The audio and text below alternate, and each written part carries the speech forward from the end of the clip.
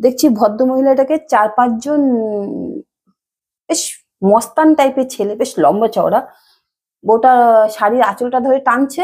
আমি হাজবেন্ডকে এসে বললাম যে জানো এরকম এরকম ঘটনা ঘটেছে। তো আমার হাজবেন্ডটা প্রথমেই আমার উপরে একদম রেগে মেগে, "আহ, তোমার কি দরকার ছিল? রাস্তাঘাটে তো এরকম অনেক মহিলাই এরকম হয়, তোমার কি দরকার ছিল? তুমি জানো তুমি চোখ বন্ধ করে থাকতে পারো না?" আমি তখন বললাম সত্যি আমার চোখ বন্ধ করেই থাকাটা উচিত ছিল। দেখো আমার সারা ঘর পোছা হয়ে গেছে, এখন আমি এই বারান্দাটা পুছছি। এবার এবার এই দিকটা পুছে এবার আমি কাচাকুচি করে চান করব। লোকে ভাববে ওয়াশিং মেশিন আছে তবুও কাচছে না। কিন্তু জানো কালকে একটা মজার ঘটনা ঘটেছে।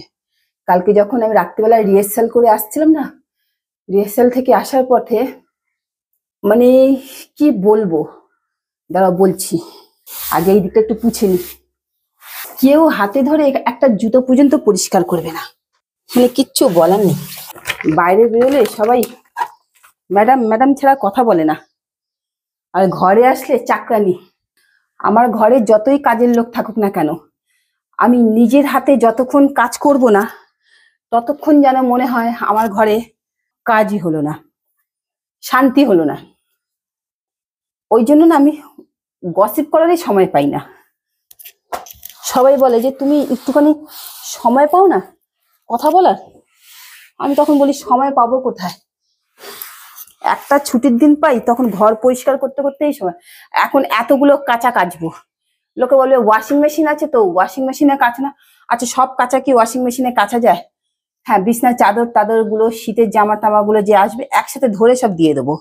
কিন্তু এখানে দেখো কত কালারিং জামা আছে, এগুলোকে তো সব একটা একটা করে ধরে ধরে কাচতে হবে।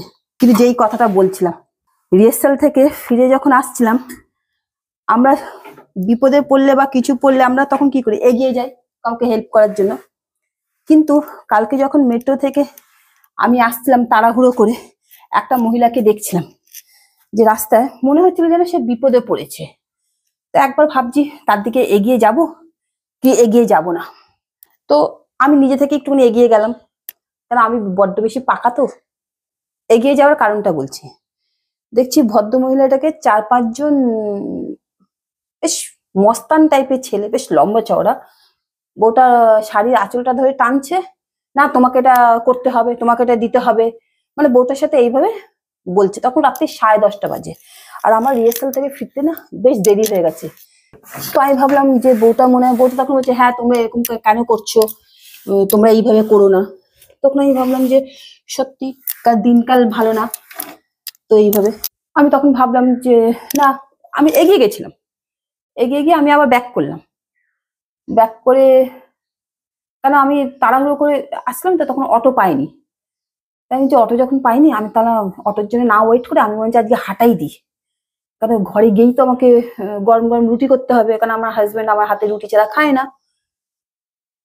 তো আমি ওরকম দেখে আমি একটুখানি দাঁড়িয়ে যে না, বউটা তো বিপদে পড়েছে, তো আমি একটু এগিয়েই যাই। ও মা, আমি এগিয়ে যাওয়াতে তো প্রথমে ছেলেগুলো আমাকে বললো যান যান, আপনাকে এখানে নাক গলাতে হবে না, আপনি এগিয়ে যান এগিয়ে যান। তো আমি তখন বললাম ভাই, আমি ঠিক এইভাবে বললাম, ভাই তুমি ওরকম করছো কেন, ছেড়ে দাও না। বলে আমি এগিয়ে করলাম। আমি তখন মহিলাটাকে জিজ্ঞেস করলাম কেন, আপনার কি কোনো অসুবিধা হচ্ছে, আপনাকে কি ওরা বিরক্ত করছে? ও মা, ওই মহিলাটি আমাকে তখন কি বললো জানো, আপনাকে কে বলেছে আমাদের বিষয়ে নাক গলাতে? আমি না বউটার মুখের দিকে তাকাচ্ছি আর ছেলেগুলোর মুখের দিকে তাকাচ্ছি, আমি ভাবছি যে আমি তো ওনার ভালো ভেবেই তো আমি ওনাকে হেল্প করতে এগিয়ে গেলাম। তো আমি বললাম যে তাহলে আমি মনে হয় ভুল বুঝেছি আপনাকে। আমি তখন ঠিক এইভাবে বললাম, আমি মনে হয় আপনাকে ভুল বুঝেছি। আমি বললাম ভাবলাম আপনি মনে হয় বিপদে পড়েছেন, আমি সেই জন্য আপনার দিকে এগিয়ে এসেছি। আচ্ছা ঠিক আছে ঠিক আছে বলে আমি সোজা হাঁটা দিলাম। আমি আর কিছু বললাম না। আমি যখন বেশ আমি তখন হাঁটাটা একটুখানি জোরে দিচ্ছি, তখন দেখি পেছন থেকে মানে ওদেরই দলের ৩-৪টে ছেলের মধ্যে একটা ছেলে মানে ও ম্যাডাম ও ম্যাম ও ম্যাডাম ও ম্যাডাম করে আমাকে ডাকছে। তো আমি আর সাড়া দিইনি, আমি আরো পায়ের স্পিডটা বাড়িয়ে আমি আমার কমপ্লেক্সের ভেতরে ঢুকে পড়লাম। তো আমি ঢুকে পড়ে তো আমি হাজবেন্ডকে এসে বললাম যে জানো এরকম এরকম ঘটনা ঘটেছে। তো আমার হাজবেন্ডটা প্রথমেই আমার উপরে একদম রেগে মেগে, "আহ, তোমার কি দরকার ছিল? রাস্তাঘাটে তো এরকম অনেক মহিলা এরকম হয়, তোমার কি দরকার ছিল? তুমি জানো তুমি চোখ বন্ধ করে থাকতে পারো না?" আমি তখন বললাম সত্যি আমার চোখ বন্ধ করেই থাকাটা উচিত ছিল। কি করবো বলো, আমি তো চোখ বন্ধ করে থাকতে পারলাম না। আমার মনে হলো উনি বিপদে পড়েছে, সেই জন্য আমি এগিয়ে গেছিলাম। তো বলে আমার হাজবেন্ড তখন চুপ করে গেল। তখন আমাকে হাজবেন্ড বলে আমি হাত পা ধুয়ে ফ্রেশ হয়ে আমি রান্নাঘরে রুটি করতে চলে এলাম। রুটি করতে চলে এসে আমি তখন হাজবেন্ডকে রুটি দিয়ে তো ডাইনিং টেবিলের সামনে খেতে বসে আমি তখন হাজবেন্ডকে বলছিলাম তুমি ওইভাবে আমার উপর রাগ করলে, তুমি ওইভাবে রাগ করলে কেন গো? তো তো আমি হাজবেন্ডকে এইভাবে বললাম তুমি ওইভাবে রাগ করলে কেন? আমি এর পর দিন থেকে আমি আর কেউ বিপদে পড়লে আমি চট করে এগিয়ে যাবো না, আমি আমার কাজের মধ্যেই থাকবো। হুম। তখন আমার হাজবেন্ড বললো না, রাত দুপুরে যদি কোনো মহিলা এরকম হয় তুমি চট করে এগিয়ে যাবে না, আমার হাজবেন্ড বললো। তখন আমার হাজবেন্ড খেতে খেতে বলছে আচ্ছা কোন দিকটাই ঘটনাটা ঘটেছিল গো? তো আমার হাজবেন্ডকে বলছি কেন গো? আমাকে বলছে বলো না, তুমি মুখের ডায়াগ্রামটা। তো আমি বলছি এরকম এরকম। হুম। তখন বলছে মনে হচ্ছে খুব চেনা চেনা। আমি বলছি মনে হচ্ছে বলছে, তো আমাকে বলছে তুমি একটু সাবধানে থেকো। তো বলছে ছেলেগুলো, তাই বললাম এরকম এরকম।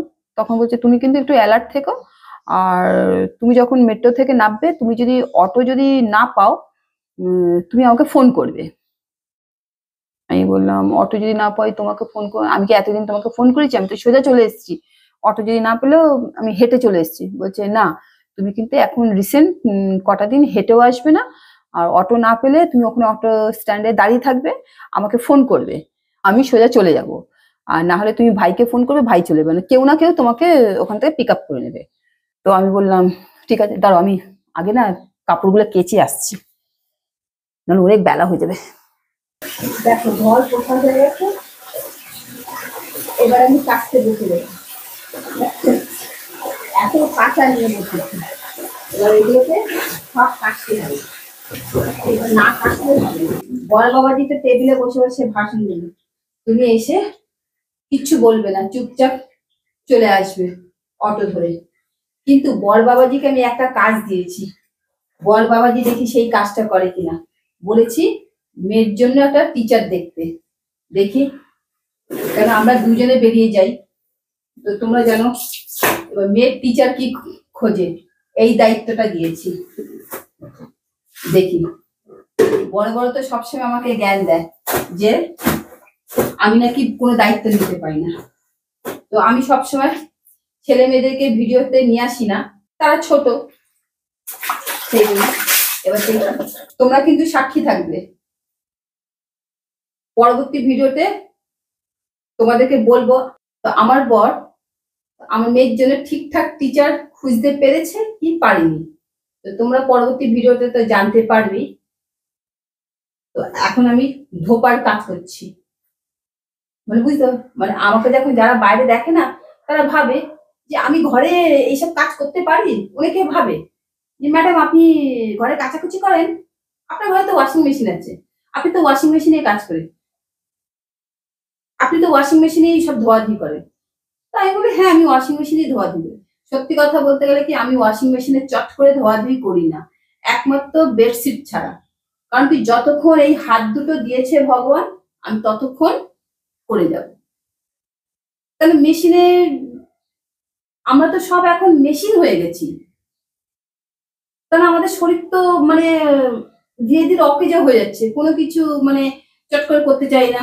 যে কিছু জিনিস করছি মিক্সি মশলা মিক্সিতে পেস্ট করে নিচ্ছি, এটা সেটাও আমরা মেশিনে করে নিচ্ছি। তো কেন একটুখানি শরীরটাকে নাড়াচাড়া করি না, শরীরটাকে মুভমেন্ট করলে তাতে ভালোই হয়, ক্ষতি হয় না।